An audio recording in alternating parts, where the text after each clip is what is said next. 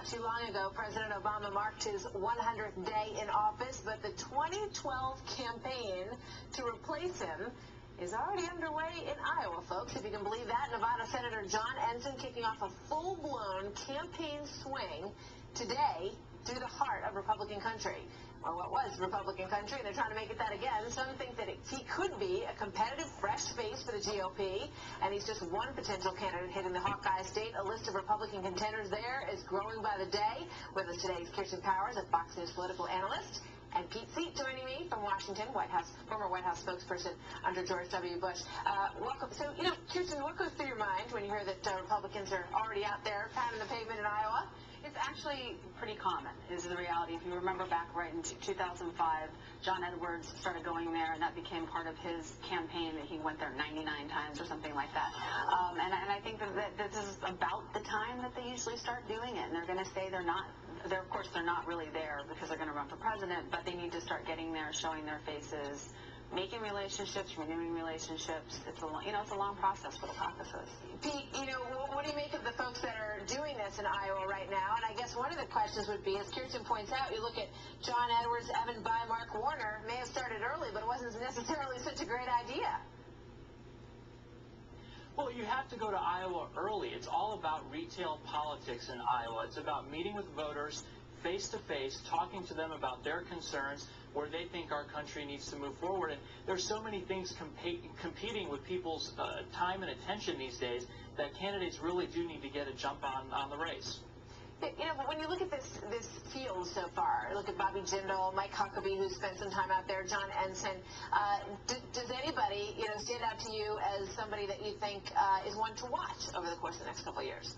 I would watch Jindal, and I would watch Huckabee definitely. But I think what he just said was right, that you do have to be there, but it doesn't mean you're going to win. It's just sort of the price of entry. You know what I mean? You go, you do it. It's not going to guarantee anything, but not going could actually harm you. Yeah, you think of Rudy Giuliani, for example, Pete Seat, and some of those who got into the race late.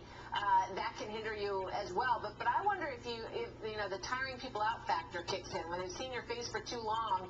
Certainly with Barack Obama, being new on the scene and a very attractive candidate was a huge help to him. Well, yeah, I felt like the 2008 campaign went on for about 4 years, and I was kind of getting tired of it as it continued on. But let's also point out that President Obama, in some ways, is already running for re-election. So it's not too early for Republicans to start as well. Obama's got the Organizing for America committee. He did a conference call with them from Air Force One last week. He was in Indiana for the second time just a couple of weeks ago, raising money for congressional candidates, for 4 of them in Indiana, only one of which is actually deemed to be vulnerable in 2010. So that trip was more for him than it was for any of the candidates he was raising money for. So the Republicans, the smart bet would be to start campaigning if they're thinking about running. Right. Well, Pete, it's kind of a parlor game at this point since we are so far out. But of these candidates, who looks the most viable to you at this point?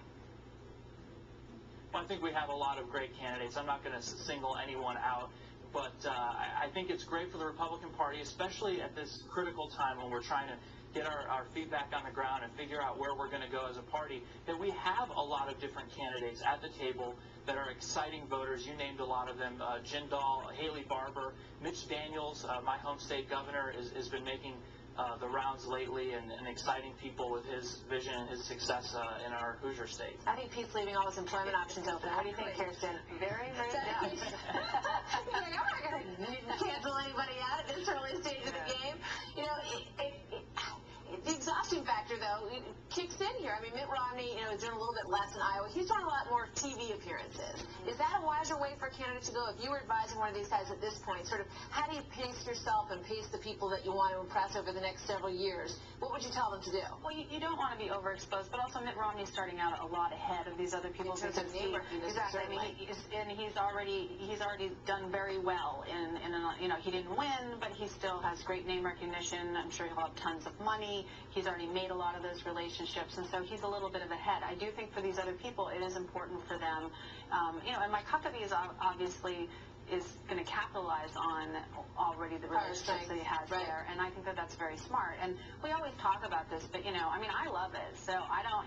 Everybody kind of says that we get tired of it, but I think we all kind of secretly love it. We all kind of secretly love it. You're absolutely right. That's why we're talking about it. Kirsten, thank you very much. We all get excited for the next campaign. We just can't help it.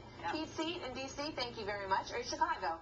Yeah, that doesn't look anything like D.C. Definitely the river in Chicago. Thank you very much, sir. We'll see you soon.